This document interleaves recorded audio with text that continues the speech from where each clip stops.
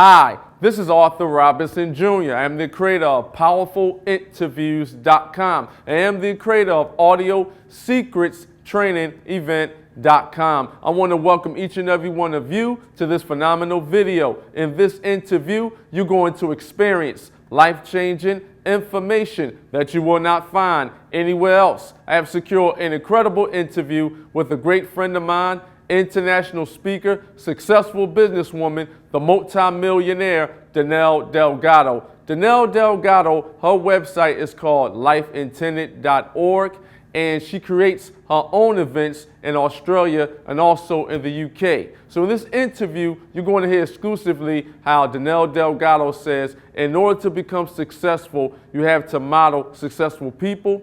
Also in this interview, Danelle Delgado, she breaks down layman's terms about billionaires are value creators and they are very grateful and much, much more. So remember, this is not BS information. The right information will change your current situation. Wealthy people take advice from other wealthy people, and unfortunately, broke people take advice from broke people. So right about now, go get your pen and your pad, sit back and relax and write down some notes. In this interview that I'm going to reveal to each and every one of you with my great friend, international speaker, successful businesswoman, the multi-millionaire, Danelle Delgado. This interview, it will change your life. And don't forget to subscribe to my YouTube channel. So, check it out. I'd like to welcome the one, the only, the beautiful Danelle Delgado to the show. Hi, Arthur. Pleasure to be here. Thanks for having me. Well, I'd like to thank you, Danelle, for taking time out of your busy schedule to educate me and the listeners worldwide about your phenomenal brand, Life Intended, and about building wealth. I gladly appreciate it. Absolutely. It's a great honor to do what I do. I absolutely love my life. And everybody who's listening, you're on the right track, being that you're putting any extra minute you have into listening to Arthur and the amazing people he puts on the air. It's awesome. To everyone that's listening, I highly recommend go and get your pen and your pad right now. My great friend Danelle Delgado is going to break down layman's terms about her phenomenal brand, Life Intended, and about building wealth. Is that correct, Danelle? Absolutely. Now, what I'd like to know, and can you explain to the listeners in layman's terms, who is the beautiful Danelle Delgado? How long you been in your powerful industry, and what is your expertise? Absolutely. Yeah, so I got started, by being in the fire, right? I think all of us are on a journey, and when we taste a little bit of greatness within us, we get hungry for more to see what's capable. And as I was diving into that, my life kind of fell apart. Things happen. It doesn't always work out exactly how we plan it, and I got divorced and had 3 kids, and I couldn't be average anymore. If I was going to provide for them, I had to figure out what I was going to do. And so I literally started training. I started reading books, listening to audio books, training. I started seeing some of the best people in business and sales. I thought, well, if I could live off commissions, I could provide for my kids because I would work longer than most and harder than most to provide for them. So I started studying sales, I started studying business strategy, I studied network marketing, I studied every business across the table, and I really just got focused on becoming a master at helping people understand their value, how to build their value, and then how to monetize it. And so I created a company, after building lots of successes in a row because of how hard I trained, I started a brand called Life Intended, and Life Intended was about intending your steps in advance. I believe that entrepreneurs can create predictable results in their life. I don't think, they have to question if they're going to have success or not. I think success has been laid out over and over by all the successful people in this world who've gone from zero to hero. And I think that it's commonplace. I think that anyone can create it if they just commit to becoming a master at something. And so that's what I did. So literally I started with live events. I started training online. I started doing elite retreats and speaking all over the world, helping people understand that first they must know their value, then they must build on it, and then they can only become profitable by marketing it correctly and over-delivering that value to people who are in dire need. And so there's definite strategy that happens, but I'll tell you the most important thing is connecting with the level of greatness you have within you and waking up every day and working until you make yourself proud. Because if you're under-delivering, you will never be able to monetize who you are and what you're capable of. And so you're the foundation to it all. Growing through the pains and the goods, the bads, the uglies, right? That's how we actually become something that we can monetize. Now, you said as entrepreneurs you have to commit and know your value. Can you explain to the listeners what is the best advice that you have ever received? Oh, that's a good one. I think one of the best pieces of advice, it was maybe twofold from two different champions, and one of them told me, you know, they were asking me about if I was a hard worker or not, and I was like, yes, I'm a hard worker. I'm the hardest worker I've ever met. And they said, well, then the next question would be, are you wealthy? And I was like, in spirit. You know, I'm a great person. And they go, well, then if you're a hard worker and you're not yet wealthy, there's something you don't know. And you need to live your life as if you are always searching for that answer, right? And he told me something that really stuck with me. And he said, never will I live my life as an apology for what I didn't do. And that stuck with me forever. And I said every single day before my head hits the pillow, I cannot apologize, right? It should not be, I'm sorry I didn't give enough. I'm sorry I didn't have enough. I'm sorry I didn't, stay up that extra hour or serve that extra person who needed it. It was do all that can be done every day until, right? Until forever. Until you're done becoming the champion you are, and then you'll be called home, So I think that was probably the best one, but it came alongside the other piece of advice I got, and that was, will you be wealthy? And somebody asked me that question, and I said, yes, without a doubt, I know I will be wealthy. And they said, do you know what the odds are? And he said the odds are 0.000016% of the population of Europe that you'll be wealthy.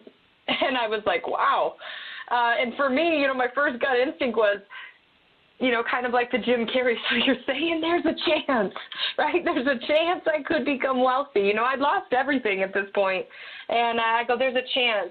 And he said, you're an optimist, and I like that. He said, the problem is the majority of people out there, their response is, so there's not a chance.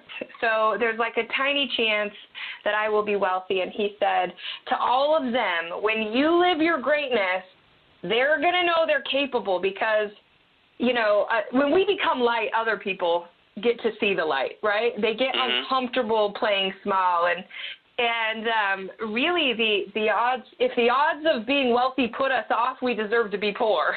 Right? If the hard work and the small chances, make us uncomfortable and we're not okay with it, so we give up, then we deserve to be poor. And I think that for the right people out there who see people rising and they understand it's possible, they're never going to let mediocre be okay any day. And they're not going to, want to apologize at the end of the day. They're going to say, I showed up. Not everybody made it today. I'm going to get after it, and they make their mark every single day, even when they don't feel like it. And that's how you become wealthy. You figure it out. Nobody has the exact path, but if you follow those who've come before you, success leaves clues, like they say, every single day. But I believe if you follow the right people and the right path, you can predict your success, and it doesn't have to be a guessing game. Wow. This is an incredible interview, and I appreciate you coming on my show today. Thanks for having me. I like your energy. It's great. Oh, well, energy rubs off on you. That's true.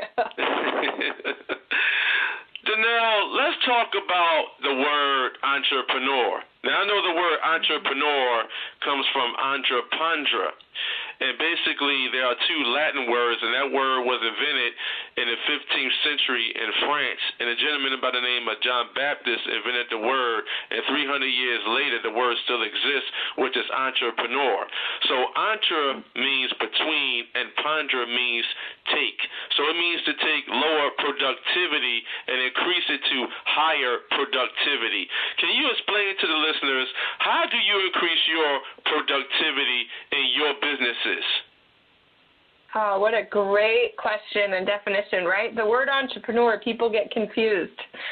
I like how you explained it, but action is literally the only thing that will solve problems. You know, people have a lot of problems, people have a lot of challenges, but if you're talking about taking action, it's great, but productivity is the word you use, which makes it even greater. Because here's what happens. People think, well, I work hard. And then some people think, well, I work smart, right? But the only way to really grow and be productive is to be putting intelligent action in place. You know, confused people do nothing really, even if they feel they're working hard. But I think one of the biggest things that I've learned is when I first became an entrepreneur, they told me, just work hard. They said, just go get it. Just be great. And, you know, that saying, let's see, what is it? Ignorance on fire is better than intelligence on ice.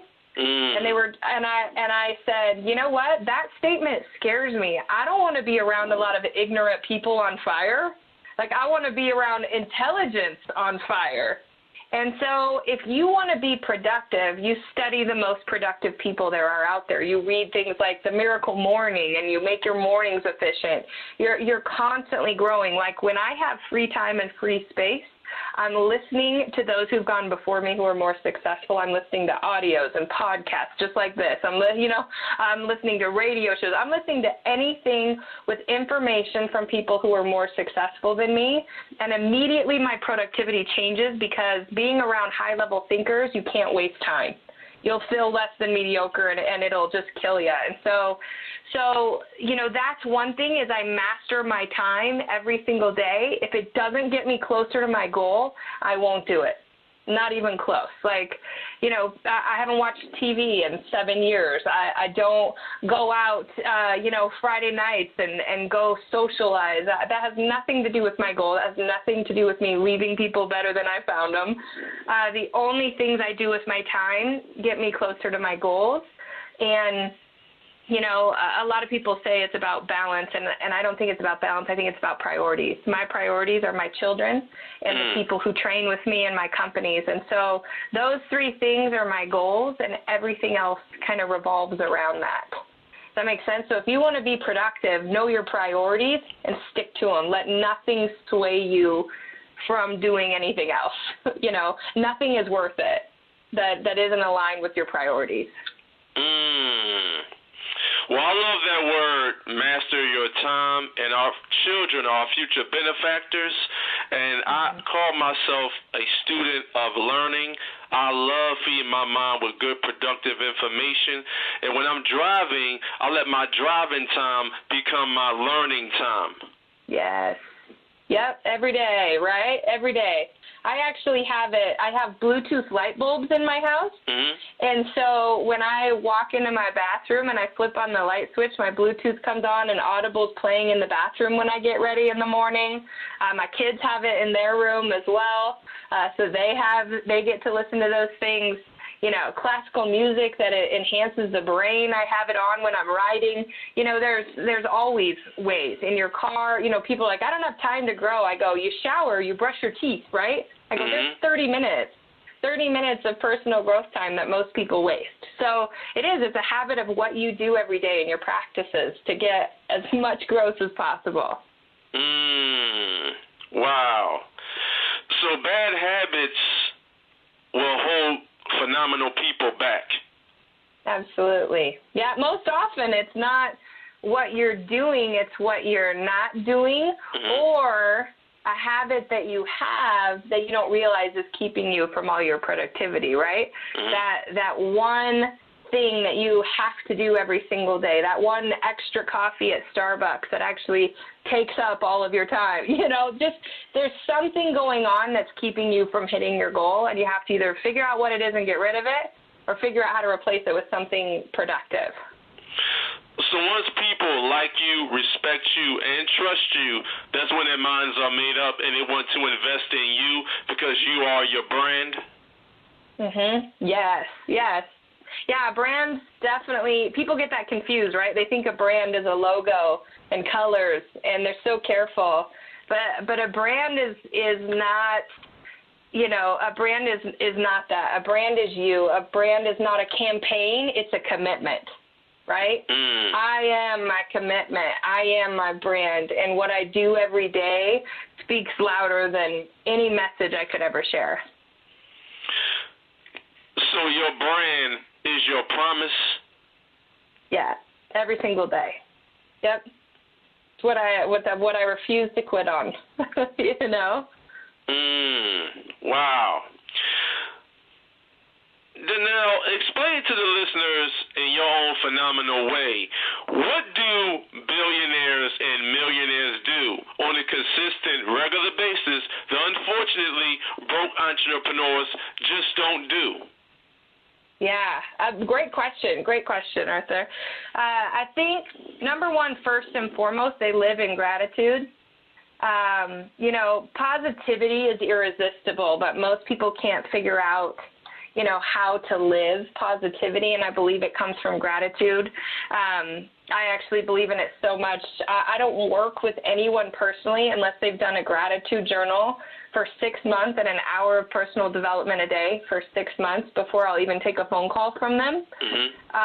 It's of utmost importance. So I say write down 10 things every single day that you're grateful for, every single day. There is no negativity allowed. There is no problems, no venting that is necessary. And so I think, number one, the biggest minds that I've met in the world and run with, they're grateful people. They never spend time talking about problems. They only talk about solutions. And they consistently work towards their goals every single day. And they have a circle of people around them that brings their level up, right? It ups the ante. Like, you'll never out-earn your self-esteem. You'll never out-earn your circle. And so if your circle is not of utmost intelligence, work ethic, integrity, yours never will be either. And so, I think that gratitude, surrounding themselves with the right people and the practices they do consistently every day are what set them apart from the masses. Wow. So be the best at what you do and the only one doing it? Yeah, right? I think, when you're really good at what you do and when you solve problems better than anyone else, competition's irrelevant. You don't even have to compete. You dominate your industry when you over-deliver, when you take seriously people.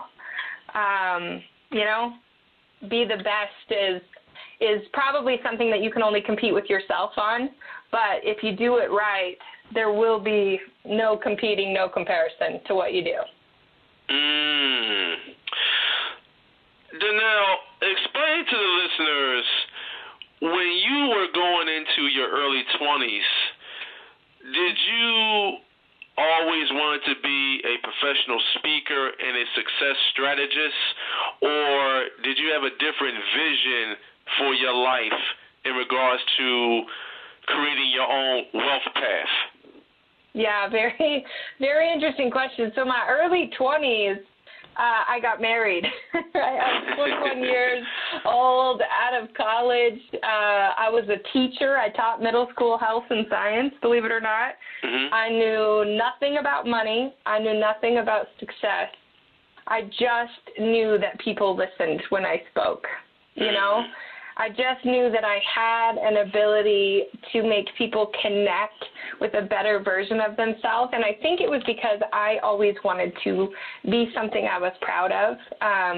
Growing up in a family where they were, really judgmental, a little harsh, I always had to prove myself or I wasn't worthy. You know, like I got paid for good grades. I got like destructed when I messed up. And that was just mentally, like I always thought I had to earn my self-worth. And here's what I think, like there's self-love and then there's self-worth, right? Self-love you have to have every single day. That's not something you can take away. That's something you experience and you give with grace and freely. But I think self-worth does come from some action. Like you only feel guilty if you're not doing something you're capable of. So that was kind of the battle I had in my 20s of becoming a person of value and worth as well as loving myself. Mm-hmm. And when I figured that out, it's when I figured out I had to leave all of those things from growing up. Like I had no money knowledge, no business knowledge, and I saw someone speak. I actually saw Darren Hardy speak at an event with like 20,000 people, and I was sitting in a room, I think I was maybe 28, 29 was the first time that I'd ever heard that message that I thought he was speaking to just me. Right? I literally thought he was talking to me, and I was like, oh my gosh, I'm meant for more. There is more out there. It's okay to want to earn money. You know, I was raised in a very religious family, like strictly religious, and it was almost like you had to be poor to be a servant of God, and that bothered me because I thought, well, if I can make more, I could give more.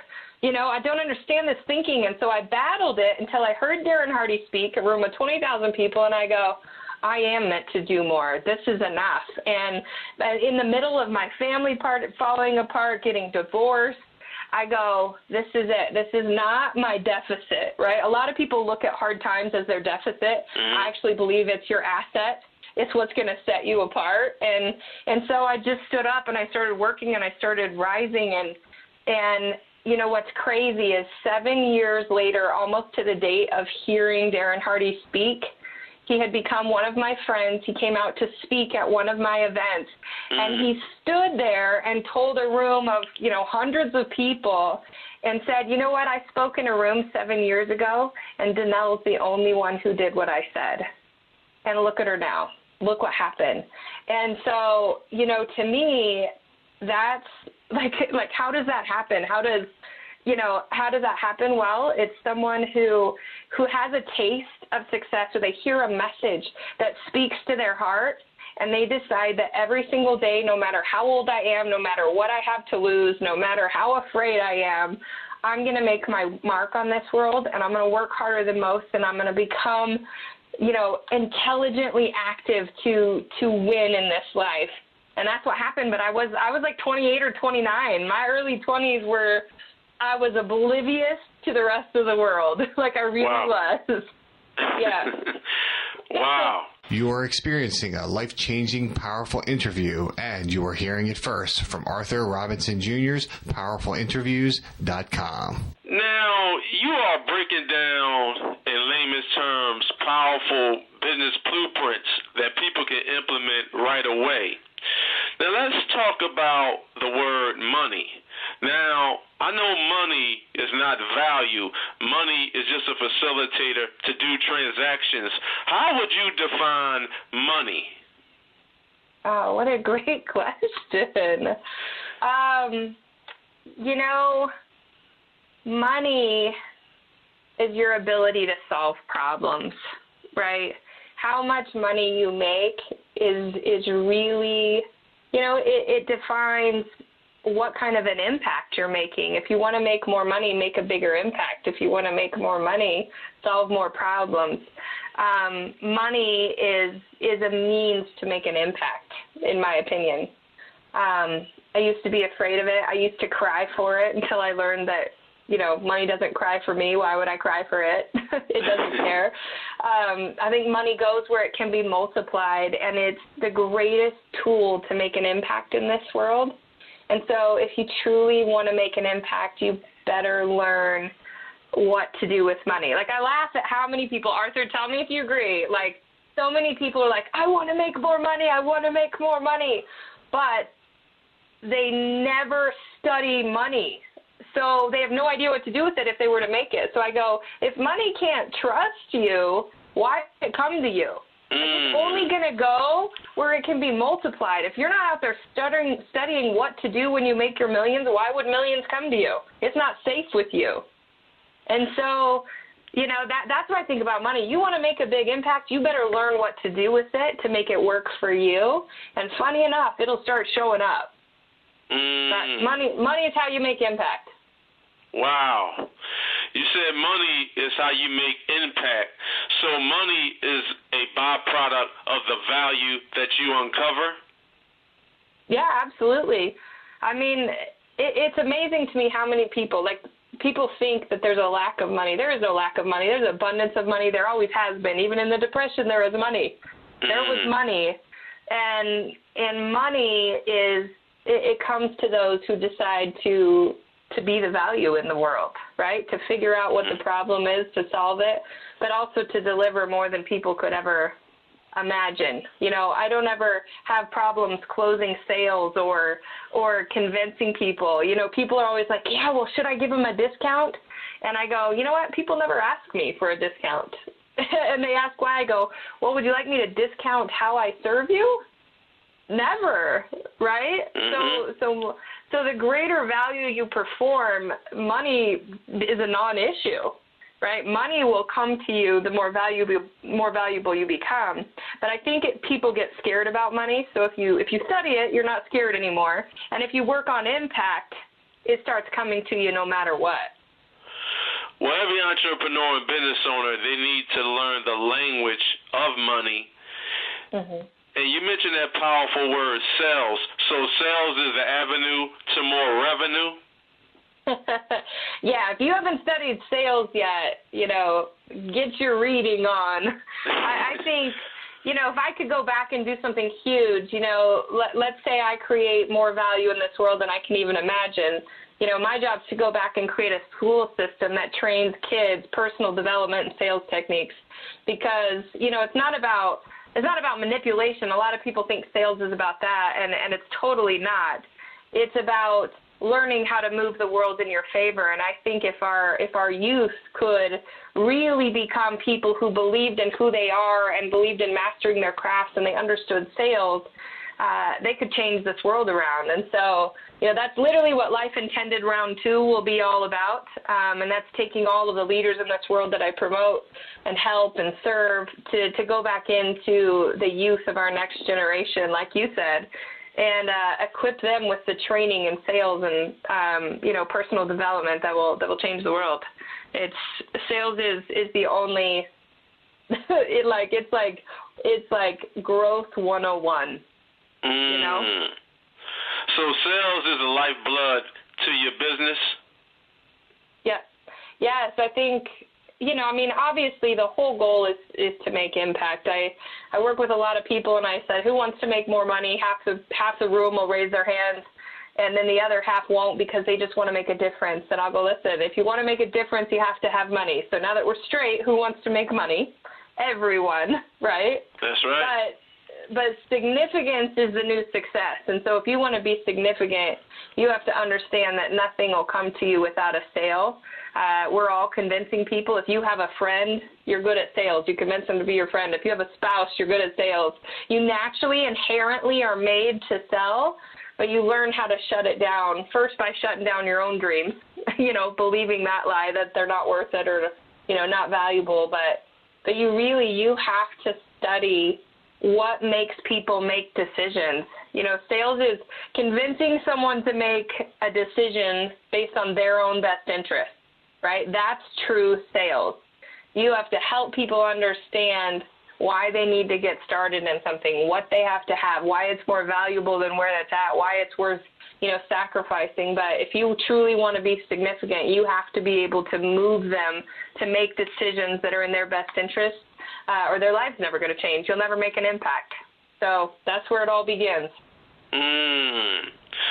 So sales is like oxygen. You do need it. Yeah, every day. Wow. Now, Danelle, you speak all over the world, and when you speak, people listen. Now, I know the speaking industry is a $780 billion industry, so it's huge right now. And we have entrepreneurs and business owners on the show right now that are in the process of pursuing a professional speaking career. What advice can you reveal to the listeners right now in regards to when they're speaking on other people's platforms, should they speak for free or should they charge a published speaking fee starting out as a professional speaker? Right. That's a great question. I always can only teach from what I've learned, and I'll tell you, I spoke for free for a year before I became great, and now when people pay me to speak, I know that I am delivering the excellence that they paid for.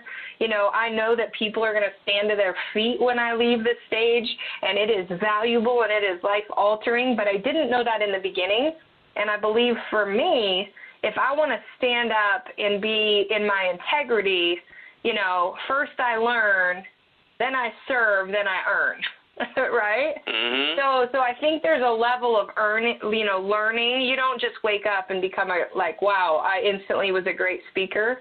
And so I believe that as we're serving and we're learning, we're figuring out how to earn in that profession. And most of the greatest speakers in the world that I know, they gave a lot away for free first, you know.